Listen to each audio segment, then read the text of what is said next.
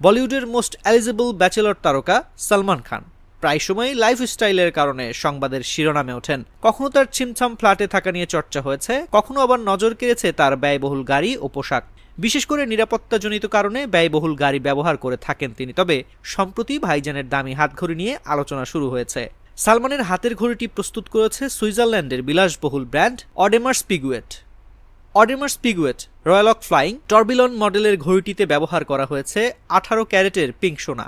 50 metre পানির নিচেও ঘড়িটির ভেতরে পানি ঢুকতে পারবে না। এই ঘড়ির মূল্য 1,92,400 ইউরো, বাংলাদেশি মুদ্রায় যার মূল্য 2,45 লাখ টাকার বেশি। অডেমার্স পিগুয়েটের অফিসিয়াল ওয়েবসাইট ভিজিট করে সালমানের হাতঘড়িটি পাওয়া যায়। ঘড়ির অন্যান্য তথ্য ঠিক থাকলেও এর মূল্য উল্লেখ করেননি প্রতিষ্ঠানটি। তবে সালমানের ঘড়িটি নিয়ে নেট দুনিয়ায় জোর চর্চা করেছেন তার ভক্তরা।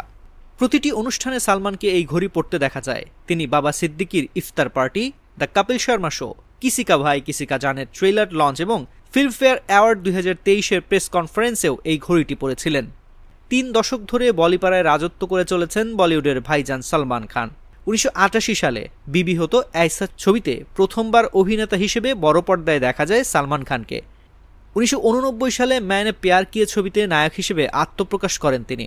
তারপর একের পর এক সুপারহিট ছবি উপহার দিয়ে গিয়েছেন দর্শকদের। বর্তমানে উপার্জনের শীর্ষে থাকা ভারতীয় অভিনেতাদের মধ্যে অন্যতম তিনি।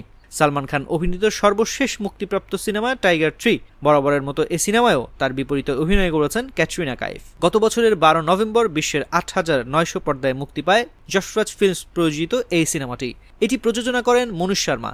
সালমানের পরবর্তী সিনেমা সিকান্দার, এতে তার বিপরীতে দেখা যাবে হাঁটুর বয়সী অভিনেত্রী রাশমিকা মান্দানাকে।